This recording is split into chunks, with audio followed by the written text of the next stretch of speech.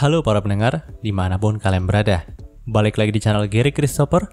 Oke, dalam video kali ini, gue akan kembali membahas tentang light novel Otome Game volume yang 9. Dalam part sebelumnya, kita sudah mengetahui kalau Leon itu mengambil alih kekuasaan secara sementara dari Roland. Dan mulai meredakan kekacauan dalam ibu kota Holford dengan cukup cepat. Nah, hal itu dikarenakan karena pertama, ada 3 tunangan Leon yang sudah cukup OP untuk bisa membantu Leon dalam perang kali ini. Lalu ada juga peran 4 anak buah Leon yang sudah mulai cukup cekatan, yaitu Jill, Brad, Greg, dan Chris. Juga ada kekuatan pengumpulan informasi dari Luxon yang sudah pulih secara maksimal, sehingga dia bisa mengetahui lokasi dari para pemberontak itu. Tapi masih ada satu masalah yang belum terselesaikan, yaitu hilangnya Finlay dari akademi ini. Bahkan sampai sekarang, Luxon itu masih belum bisa menemukan keberadaan dari Finlay. Dalam part kali ini, panel cerita pun dibuka dari beberapa jam sebelum Leon mengambil alih kekuasaan. Tepatnya, kejadian ini terjadi di pusat ibu kota Holford. Saat itu, Finlay dan Jenna pun sedang bingung, karena mereka itu terjebak dalam kepanikan yang ada di sana. Sambil memegangi tas yang penuh dengan perlengkapan, Finlay dan Jenna itu sedang berlari untuk mencari tempat perlindungan. Pasalnya, kerusuhan itu bukan hanya terjadi di daratan ibu kota saja, melainkan di langit ibu kota pun Jenna dan Finlay itu bisa melihat beberapa armor ajaib yang bertarung. Selain itu, alasan mereka nggak berlindung ke akademi adalah karena mereka melihat ada sebuah kapal militer yang berada tepat di atas langit akademi. Jadi mereka pun sudah punya firasat kalau akademi juga bukanlah tempat yang aman bagi mereka untuk berlindung. Alasan kenapa Finlay itu nggak bisa ditemukan di dalam akademi itu karena sewaktu sore sebelum pemberontakan dimulai, Finlay itu diajak oleh Jenna yang kebetulan masih berada di ibu kota untuk berbelanja berbagai keperluan mereka. Nah, Jenna juga membujuk Finlay untuk bolos jam malam akademi, karena menurutnya sesekali bolos itu nggak apa-apa. Namun sialnya, mereka itu bolos di waktu yang nggak tepat, karena malam harinya terjadi pemberontakan dari kerajaan Rachel yang dipimpin oleh Gapino. Belum lagi ada The Force of Ladies yang ikut-ikutan memberontak untuk menggulingkan Roland. Alhasil, mereka berdua pun terjebak di tengah ibu kota yang rusuh. Karena merasa bersalah, Jenna pun terus memegangi tangan adiknya untuk memandunya keluar dari kerusuhan ini. Mungkin saja jika Jenna nggak mengajak Finlay untuk bolos jam malam, maka Finlay itu bisa ditemukan oleh Luxon ataupun Oscar yang sedang mencarinya. Dan mereka juga nggak akan terjebak dalam kerusuhan seperti ini. Di sini, Finlay pun mencoba bertanya kepada kakaknya tentang situasi saat ini. Ya maklumlah, Finlay baru saja merasakan situasi perang seperti ini. Dan ia juga baru masuk ke Akademi Holford yang memang tiap tahunnya itu ada aja masalah yang menimpa akademi ini. Mendengar hal itu, Jenna pun menjawab kalau dia juga masih belum mengerti situasi pastinya. Namun yang jelas saat ini mereka itu harus mencari tempat perlindungan yang aman untuk bersembunyi. Leon dan Nick juga ada di ibu kota saat ini. Jadi mereka itu pasti bisa mengatasi situasi seperti ini. Tak disangka, Jenna pun bisa mengandalkan kakak dan adik laki-lakinya dalam situasi seperti ini. Ya, karena memang Jenna juga sudah pernah melihat kemampuan bertarung dari Leon dan Nick. Namun nampaknya Finlay itu masih polos dan gak tahu kalau kedua kakak laki-lakinya itu sangatlah kuat dalam hal pertarungan. Jadi ia pun berkata, kalau benarkah mereka itu bisa diandalkan. Setelah itu, Jenna dan Finlay pun beristirahat di sebuah gang sepi untuk mengatur nafas mereka. Di sini, Finlay dan Jenna itu mulai berdebat karena terjebak dalam situasi ini. Tapi tak lama kemudian, ada seorang laki-laki suram dengan pistol di tangan yang mendekati mereka. Pria itu pun berkata kalau dia sangat beruntung karena bisa bertemu dengan Jenna dan Finlay dalam situasi ini. Pria itu pun langsung menodongkan senjatanya ke arah mereka. Melihat hal itu, Jenna pun langsung sigap untuk menyembunyikan Finlay di belakangnya. Dan Jenna juga terkejut karena sebenarnya dia mengetahui pria yang menodongkan pistol ke arah mereka. Yaps, itu adalah putra dari Zula, Ludwig. Di sini nampaknya Ludwig itu telah gagal menculik Angie, Livia, ataupun Noel dari akademi. Jadi ia pun mengalihkan rencananya untuk menculik Jenna dan Finlay dan dijadikan sandera nantinya. Namun nampaknya mental Ludwig itu juga sedang tidak stabil, di mana dia itu mengigau kalau segala kesuksesan yang dimiliki oleh Leon itu sebenarnya adalah miliknya. Dia pun berkata kalau sebenarnya dirinya adalah seorang yang tepat untuk menduduki posisi Marquis dan bukannya Leon. Finlay yang bersembunyi di belakang Jenna pun nampak nggak senang dengan perkataan dari Ludwig. Lalu ia pun berkata kalau Ludwig itu hanya mimpi, kalau dirinya adalah seorang Marquis. Namun nampaknya kebiasaan buruk Finlay dalam memprovokasi orang lain itu diterapkan di saat yang tidak tepat. Sehingga Ludwig yang sudah terlanjur kesal pun langsung menembakkan pistolnya ke arah Jenna. Seketika itu langsung membuat Jenna terjatuh. Di sini, Finlay pun sangat histeris ketika melihat kejadiannya. Tapi untungnya nih, tembakan tadi itu hanya mengenai kaki Jenna, sehingga tembakan itu tidak membuatnya mati. Di sini, Finlay pun langsung meminta maaf kepada kakaknya karena provokasinya terhadap Ludwig. Namun Jenna pun berkata kalau itu nggak apa-apa. Yang penting sekarang Finlay itu baik-baik aja. Nah, nampaknya Ludwig juga udah muak sama Finlay dan Jenna.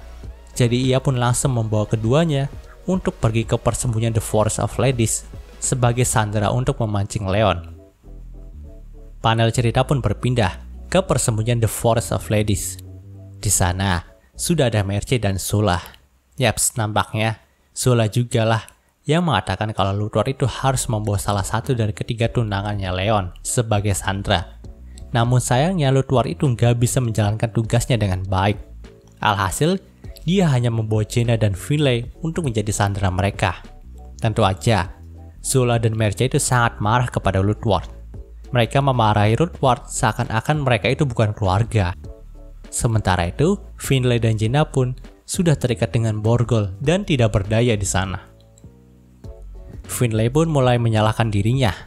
Kalau saja dia tidak melanggar jam malam, maka hal ini tidak akan terjadi kepada mereka. Kalau saja tadi dia tidak memprovokasi Ludwig, maka Jenna juga tidak akan terluka seperti ini. Namun di sini, nampaknya Jenna lah yang langsung minta maaf duluan kepada Finlay. Karena dirinya lah yang membuat Finlay terseret dalam masalah seperti ini. Padahal, ini adalah tahun pertama bagi Finlay di akademi. Dan seharusnya, Finlay itu tidak usah berurusan dengan hal seperti ini. Kedua saudara itu pun saling meminta maaf satu sama lain, layaknya keluarga sesungguhnya. Namun, pemandangan itu nggak disukai sama Merce. Entah karena cemburu dengan hubungan kakak adik antara Jenna dan Finlay, atau karena apa, Merce itu langsung mendekati Finlay dan berkata kalau dia jijik dengan sikap dari Finlay dan Jenna. Di sini, Merce pun langsung menginjak-injak Finlay dengan sol sepatu miliknya. Tentu saja hal itu tidak dibiarkan oleh Jenna. Di sini Jenna pun pasang badan untuk melindungi adik perempuannya itu. Tapi hal itu malah semakin membuat Merce menjadi sangat jengkel. Di sini ia pun tidak segan-segan untuk menyiksa Jenna tepat di hadapan Finlay. Merce juga berkata kalau tidak mungkin Leon itu menyelamatkan sampah seperti Finlay dan Jenna. Mendengar hal itu, Finlay pun merasa kalau omongan dari Merce itu ada benarnya juga. Dia dan Jenna itu nggak pernah bersikap baik kepada Leon. Coba saja dia bersikap lebih baik kepada Leon, maka ada kemungkinan Leon akan menyelamatkannya. Tapi itu adalah pemikiran pribadi dari Finlay aja. Karena kita tahu sendiri kalau Leon adalah orang yang sangat sayang kepada keluarga mereka. Panel cerita pun berpindah ke istana kerajaan. Di sini, Leon pun masih menyusun strategi dan memerintahkan pasukan kerajaan untuk mengatasi kekacauan di ibu kota. Walau beberapa titik besar pemberontakan itu telah dihentikan, tapi tetap saja masih ada beberapa titik kecil lainnya yang menjadi tempat persembunyian bagi pemberontak dan harus segera dibereskan. Sewaktu itu, Leon juga sempat-sempatnya menggodai Maylin di hadapan para petinggi dan Julius. Untung aja Angie itu lagi ngobrol sama Deidre dan Clarice. Kalau enggak, Leon itu udah habis sama Angie karena ngegodain cewek lain di hadapannya. Nah, ada sesuatu yang menarik nih yang menjadi poin penting bagi kita teman-teman. Sewaktu lihat Leon itu bisa menyelesaikan masalah di kerajaan ini dengan cepat, Merlin itu merasa senang, tapi dia juga merasa sedikit takut melihat betapa OP-nya Luxon. Ya, kita tahu sendirilah, kalau semisal kita adalah anggota kerajaan, tapi kita memiliki anak buah yang lebih hebat, lebih cekatan dibandingkan dengan diri kita sendiri ataupun raja kita, maka pastinya ada sebuah kekhawatiran kalau suatu saat nanti kerajaan itu akan direbut dari tangan kita sendiri. Ya, itulah kira-kira yang sedang dirasakan oleh Merlin. Di satu sisi memang dia sangat senang dengan Leon, tapi di sisi lain dia juga punya rasa kekhawatiran kalau suatu hari nanti Leon itu bisa berkhianat dan malah merebut kerajaan ini dari Roland dan Merlin. Hal itu nggak dirasakan oleh Merlin aja teman-teman. Di sini Angie juga memiliki pemikiran yang sama dengan Merlin. Dalam hatinya Angie itu ingin berkata, kalau memang saat ini Merlin adalah sekutu yang harus mereka layani. Tapi suatu hari nanti mungkin saja Merlin dan Halford adalah lawan bagi mereka. Maksudnya bagi Leon dan Angie gitu. Angie itu juga berharap kalau Leon itu seharusnya nggak lengah di hadapan Merlin dan tidak menunjukkan semua kemampuannya kepada Merlin dan petinggi Halford. Karena hal itu bisa saja menjadi bumerang bagi Leon sendiri. Bisa saja Leon itu dianggap sebagai ancaman terbesar bagi Halford suatu hari nanti. Karena dirinya memang terlalu kuat gitu. Bahkan nih, alasan Duke Redgrave nggak ikut serta dalam perang kali ini aja itu karena mereka itu udah menyerah melihat kerajaan Halford. Dalam artian mereka itu menganggap kalau kerajaan Halford adalah kerajaan yang sudah lemah dan gagal. Dan karena posisi Redgrave adalah Duke yang bisa dianggap juga sebagai suatu bangsa yang kecil, jadi ada kemungkinan Redgrave itu nggak mau melayani lagi kerajaan Halford karena mereka itu sudah melemah gitu. Dan tidak menutup kemungkinan juga di masa depan Redgrave itu akan mengambil tindakan seperti Vansos Dukedom yang memisahkan diri dari kerajaan Halford. Nah, tapi suasana di sana pun menjadi panas ketika Luxon itu nggak kunjung menemukan posisi dari Finlay. Di sini Leon pun memaksa Luxon untuk memusatkan pencarian posisi Finlay saja. Setelah beberapa menit, Luxon pun melaporkan kalau Jaina dan Finlay itu disandera oleh Zola dan anak-anaknya di tempat persembunyian The Forest of Ladies. Tentu aja, Leon itu langsung naik pitam dan hendak meringkus Zola dan anak-anaknya itu. Tapi langkahnya itu dihentikan oleh Merlin dan para petinggi kerajaan. Karena memang Leonlah yang harus memberikan perintah kepada mereka sekarang. Jadi Leon itu nggak boleh pergi dari sana. Tentu saja Leon yang sangat sayang kepada keluarganya itu langsung marah karena jalannya dihalangi. Dia pun berkata kalau pemberontakan ini sudah tahap pembersihan. Jadi itulah mengapa dia harus menyelamatkan keluarganya sendiri. Nah, ada satu hal yang bikin gue tertarik di sini teman-teman. Di saat semua orang melarang Leon untuk menyelamatkan keluarganya, hanya Angie lah yang maju dan mengatakan kalau Leon boleh menyelamatkan keluarganya. Di sini gue cuma bisa ngebatin nih, kalau memang sepertinya Angie adalah istri yang memang ditakdirkan untuk Leon. Bisa kita lihat dari semua rute juga, pada akhirnya Angie itu selalu menjadi istrinya Leon.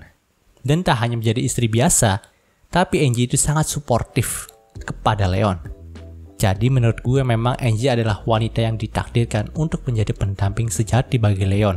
Dan bukannya Merlin teman-teman. Ini sorry aja ya, bukan gue mengebela Angie, tapi memang kalau ngelihat dari ceritanya emang pendamping sejatinya Leon itu Angie dan bukannya Merlin teman-teman. Maaf banget ya kalau misalkan kalian gak terima karena mungkin kalian itu pendukungnya Merlin sama Leon. Tapi gue rasa pendamping sejatinya Leon adalah Angie. Nah, sewaktu Leon pergi juga, Merlin itu sempat berbicara kepada Angie kalau dia salah dalam menilai Leon. Merlin kira Leon itu adalah orang yang siap mengorbankan apapun demi kejayaan, tapi nyatanya enggak. Merlin pun berkata kalau Angie itu harus terus mendukung anak malang itu. Angie pun mempertanyakan komentar dari Merlin terhadap Leon. Tapi itu hanya terlintas di benaknya aja. Karena memang, kondisi ini juga bukanlah sesuatu yang diharapkan oleh Leon. Angie juga agak kesal karena Merlin itu menyebut Leon sebagai anak yang malang. Nah, sewaktu itu Leon juga sempat dihampiri oleh Oscar, Jack, dan Are. Di sini nampaknya mereka itu ingin membantu Leon dalam menyelamatkan Finlay. Tapi tawaran dari Jack itu langsung ditolak mentah-mentah oleh Leon. Lagian, Leon juga nggak mau ngambil resiko buat ngebawa pangeran kayak Jack ke markas musuh gitu. Dan untuk Oscar sendiri awalnya Leon juga nggak yakin. Tapi karena Oscar itu berkata kalau Finlay itu seperti kakak perempuannya, dan di mata Leon, Oscar juga nampaknya mencintai Finlay, jadi ia pun setuju untuk membawa Oscar bersamanya dalam menyelamatkan Finlay. Panel cerita pun berpindah ke persembunyian dari The Forest of Ladies lagi. Di sini, Jenna pun benar-benar disiksa habis-habisan sama Merce. Bahkan Jenna itu dipukul oleh tongkat, dan tongkat yang buat mukulnya itu sampai patah loh. Tentu aja Finlay pun terus dipaksa melihat penyiksaan kepada kakaknya itu. Oh ya, di sini nampaknya Finlay juga sudah muak dengan keluarga Zola. Dia pun berkata kalau dia itu akan membalas keluarga Zola sampai titik di mana Zola dan keluarganya itu nggak berkutik lagi. Finlay pun mengatakan hal itu dengan mata yang penuh dendam. Di sini terjadi flashback dari Finlay juga. Ternyata sewaktu Finlay masih kecil, dia itu sudah melihat kekejaman dari keluarga Zola kepada keluarga Balfour. Ada hari di mana Marcus itu gak mencukupi uang yang harus dikirimkan kepada Zola. Tentu aja Zola itu ngamuk-ngamuk sama keluarga Balfour. Bahkan dia ngancam kalau dia akan melaporkan hal ini kepada kerajaan Holford. Ya, dimana memang waktu itu ada peraturan yang mewajibkan seorang suami harus mengirimkan uang yang pas untuk istri sahnya. Sebenarnya waktu itu keluarga Balfour juga sedang kesusahan dalam hal ekonomi, di mana panen mereka itu pas-pasan, bahkan ada yang gagal juga. Tapi mereka itu tetap selalu mengirimkan uang kepada Zola, walau memang jumlahnya itu nggak pas. Bahkan, Luce juga sampai menjual perhiasan pribadinya untuk memenuhi tanggung jawab itu. Lalu, ada waktu di mana keluarga Balfour itu nggak bisa makan gara-gara harus ngirim uang ke Zola. Nah, semua hal itu telah dilihat dan dirasakan oleh Finlay. Bahkan Finlay kecil yang kelaparan itu diejek dan dibully oleh Lutward dan Merce pada waktu itu. Dan sekarang tindakan keluarga Zola itu benar-benar tidak bisa dimaafkan.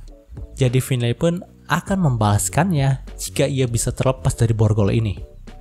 Namun tiba-tiba saja waktu itu Oscar dan Leon pun langsung datang dan menyelamatkan Finlay juga Jenna. Di sini, Leon yang melihat kedua saudaranya disakiti itu nggak bisa memaafkan keluarga Zola juga. Tapi Leon hanya membuat babak belur Lutward aja, karena dia juga punya prinsip buat nggak mukul wanita. Namun waktu itu nampaknya amarah Finlay sudah memuncak. Jadi pada akhirnya, Finlay lah yang memukuli Zola dan Merce sampai mereka nggak bisa bergerak lagi. Di sini, Finlay itu benar-benar menjadi menggila teman-teman. Dimana dia itu terus ngaduin kepala Zola dan Merce kepada batu yang ada di sana. Walaupun sudah dihentikan oleh Leon, tapi tetap aja gitu, dia nggak mau berhenti. Finlay berkata kalau musuh alami dari seorang wanita adalah wanita lain. Jika Leon itu nggak mau melakukannya, maka biar Finlay aja yang menyiksa Zola dan Merce. Nah, melihat hal itu, Luxon pun berkata kalau memang Finlay adalah adik dari tuannya. Sikapnya sama persis seperti Leon ketika naik pitam. Sementara itu, Oscar malah kengerian sendiri melihat Finlay yang sudah menghabisi Zola dan Merce. Di sini nampaknya cinta Oscar kepada Finlay juga sudah pudar karena sikap Finlay yang seperti barbar itu. Maka saat ditanya oleh Jenna, apakah Oscar itu sudah punya orang yang dia sukai? Oscar pun menjawab dia belum punya. Padahal dulunya dia tuh cinta banget sama Finlay. Nah, mendengar hal itu nampaknya Jenna merasa ini adalah kesempatannya untuk mendekati Oscar. Melihat adegan itu, Luxon pun merasa kalau memang perkataan Finlay itu benar. Musuh alami dari seorang wanita adalah wanita lain.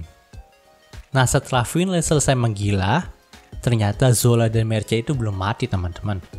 Walaupun udah sekarat nih, di sini Zola itu masih memiliki kesempatan untuk menusukkan kepingan armor yang dia punya kepada Lutward. Dengan harapan Lutward itu menjadi monster dan bisa membuka celah bagi mereka untuk kabur. Namun sayangnya, Lutward yang telah berubah menjadi monster itu malah memangsa Zola dan Merce. Di sini Leon pun langsung keluar dari persembunyian itu untuk mencari tempat bertarung yang cukup luas. Nah, namun karena Lutward itu sangat payah dalam hal bertarung, jadi dia pun bisa dikalahkan oleh Leon dengan sekejap mata, hanya menggunakan shotgun lagi, dan bukannya arogan gitu. Panel cerita pun berpindah ke beberapa hari setelahnya. Di sini Leon pun diundang ke istana untuk mendapatkan promosi lagi. Waktu itu Leon pun dipromosikan menjadi Duke. Tentu aja Leon itu sangat nggak terima dengan hal ini. Apalagi dia itu nggak terima kalau ternyata Roland ini sehat-sehat aja teman-teman.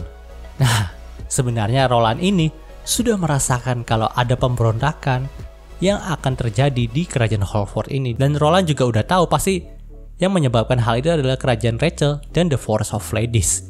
Jadi ia pun bekerja sama dengan Fred untuk memperkenalkan dirinya dengan Merce dan sengaja meracuni dirinya sendiri agar nantinya dia itu bisa memberikan kekuasaan kepada Leon untuk mengurus semua kekacauan itu dan dirinya bisa bersenang-senang tanpa harus pusing mikirin kerajaan ini.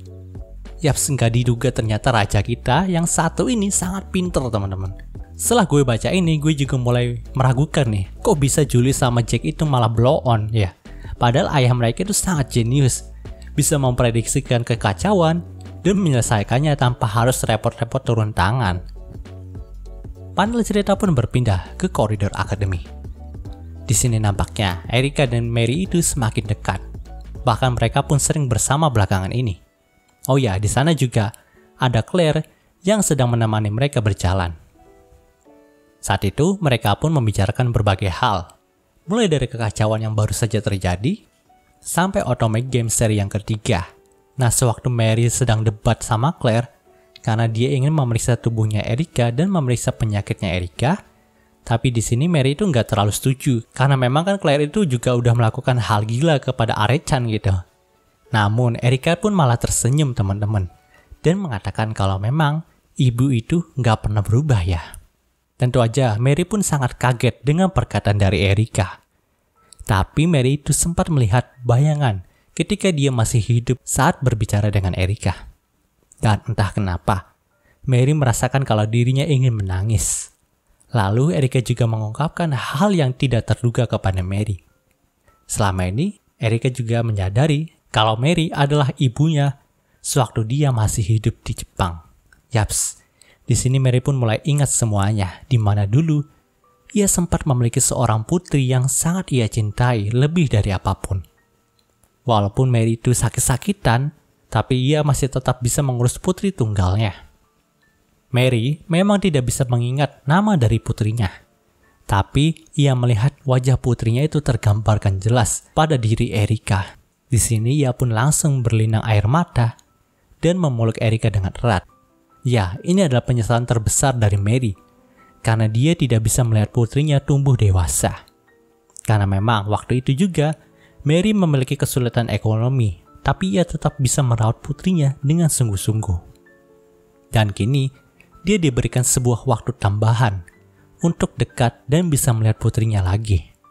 Ini adalah sebuah berkat terbesar yang pernah Mary alami selama ini.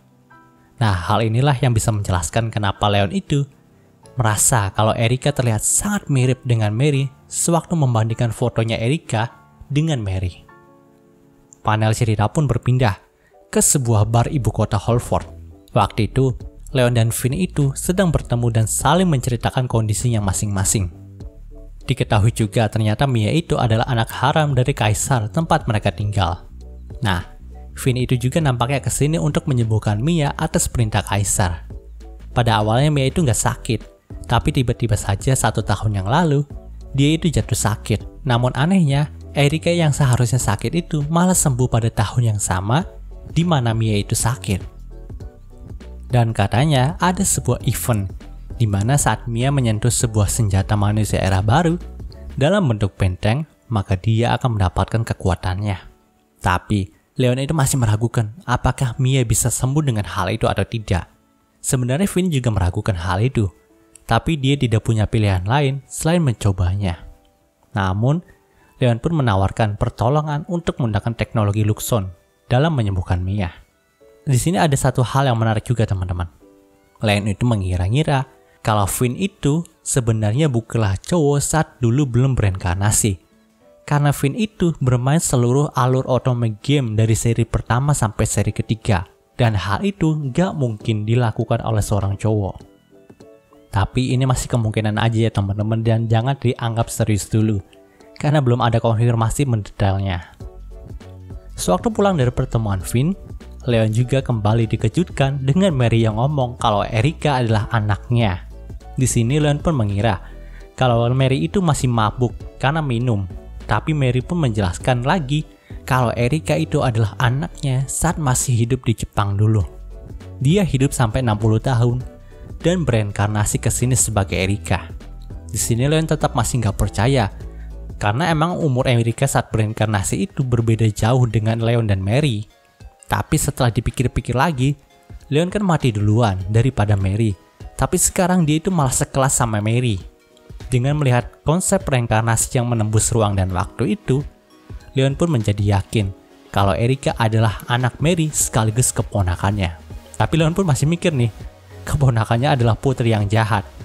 Karena memang Leon ini masih menganggap kalau Erika adalah antagonis dari game seri ketiga ini. Tapi sebenarnya Erika itu baik teman-teman. Leon masih mikir aja gitu, keponakannya adalah antagonis game ini. Maka gimana gitu jadi ceritanya. Dan cerita di volume 9 ini pun berakhir. Dan ini adalah volume 9 yang terakhir ya teman-teman. Volume 10 itu katanya rilis nanti tanggal 30-an. Tapi entah nih terjemahan Inggris ataupun Indonya itu kapan teman-teman. Ditunggu aja ya teman-teman. Pasti kalau udah ada terjemahan Inggris ataupun Indonesianya gue pasti akan bahas lagi kok. Dan Rute Mary juga masih tetap berjalan gitu. Oke deh, mungkin segitu pembahasan dari light novel Otome Game seri yang ke-9-nya kali ini. Jika kalian suka video ini, jangan lupa untuk like, komen, dan juga subscribe ya, dan juga share agar gue lebih semangat lagi dalam membuat video dalam channel ini. Terima kasih telah mendengarkan sampai detik ini. Gue Gary Christopher, signing off.